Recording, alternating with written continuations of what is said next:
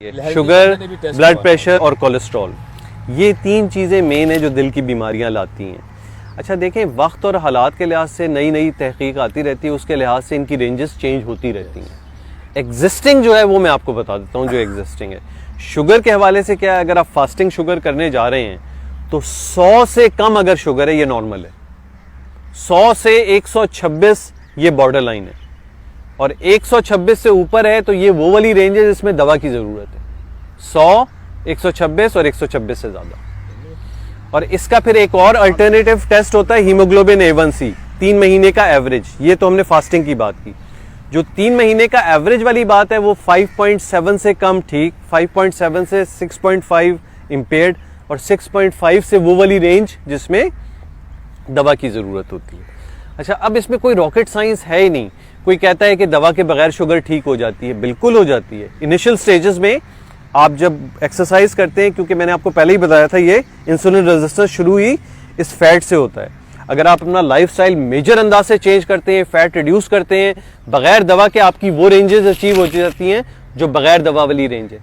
तो उसमें कुछ करने की जरूरत नहीं। आप 3 महीने बाद अपने आप को रीचेक करके देख लें, अगर बगैर दवा के उन रेंजेस में आ रहे हैं तो बगैर दवा के चल जाएंगे, कोई मसला नहीं है। ब्लड प्रेशर के हवाले से क्या है, जो अब लेटेस्ट आया हुआ है वो आपने फास्टिंग बताया, रैंडम 140, 200 और 200 से ज्यादा। 140 से कम रैंडम ठीक, 140 to 200 बॉर्डरलाइन, 200 से ज्यादा शुगर, ये रैंडम वाली बात है। रैंडम स्टैंडर्ड नहीं होती है, तो कुछ लोग करते हैं ग्लूकोज टॉलरेंस, 200 का ग्लूकोज लेके उसके 2 घंटे बाद, तो क्या हो जाता है, रैंडम स्टैंडर्ड हो जाती है कि आपने एक किस्म की चीज ली और उसके बाद 2 घंटे बाद जो शुगर की, तो वो एक स्टैंडर्ड।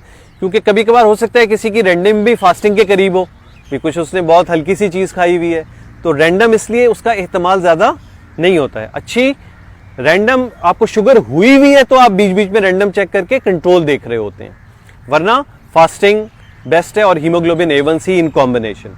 ब्लड प्रेशर के लिए जो आजकल रेंज आ गई है 130-80 है, कि 130-80 से ऊपर आप ब्लड प्रेशर के मरीज हैं। लेकिन हर को दवा की जरूरत नहीं है, आप में रिस्क फैक्टर है तो दवा की जरूरत है, वरना दवा की जरूरत नहीं है। दवा की जरूरत एक आम आदमी को जिसको कोई रिस्क फैक्टर नहीं हो 140-90 से ऊपर पे होती है। तो एक रफ आदमी याद रखे, अनकॉम्प्लिकेटेड हाइपरटेंसिव की 140-90 की रेंज है। ब्लड प्रेशर में मसला ये होता है कि एक रीडिंग इनफ नहीं है, क्योंकि ब्लड प्रेशर पे इन्फ्लुएंस बहुत ज्यादा होते हैं। अभी मैं अपना बीपी बोलने के बाद चेक करूंगा, बढ़ा हुआ आएगा। जब तक कि मैं 15-20 मिनट रिलैक्स होकर कहीं बैठा ना हूं, वो मेरा मेन बीपी होगा। कभी वो भी क्वेश्चनेबल हो सकता है क्योंकि मेरी सोच कहीं चल रही हो। तो क्या होता है, रिपीटेड रीडिंग से फाइनल डिसीजन करना होता है कि वाकई आप हाइपरटेंसिव रेंज में आ गए या नहीं आ गए। और उसके लिए कम से कम 4 से 6 हफ्ते की डिफरेंट टाइमिंग्स और हालात की रिकॉर्डिंग चाहिए होती है एवरेज करने के लिए, डायग्नोसिस के लिए। कोलेस्ट्रॉल हर आदमी के लिए डिफरेंट है, दिल के मरीज के लिए कुछ और है, रिस्क फैक्टर वालों के लिए कुछ और है, आम अनकॉम्प्लिकेटेड वाले के लिए कुछ और लेवल है, और वो हम LDL से काउंट करते हैं।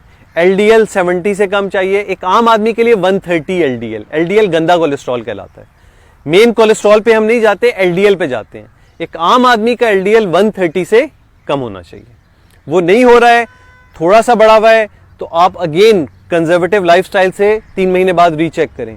उसी से आ गया तो दवा की जरूरत नहीं है, क्योंकि एक बार दवा लेंगे, दवा सारी जिंदगी की है। ऐसा नहीं है कि नीचे आ गया तो दवा खत्म हो गई। वो लेवल चाहिए ताहयात कि ये लेवल रहे। ठीक, और कोई सवाल या आज मैं ख्याल इस पे आम पेट भर के खा सकते। हाँ जी, पेट भर। आम पेट देखें, हर चीज आप हर मिकदार में खा सकते हैं। Monthly audit, weekly audit, daily audit, इसको बना के आम खाएं, पेट हम भर देंगे। ठीक, रिकॉर्डिंग बंद करें, पुलिस केस बनाएंगे। बिल्कुल।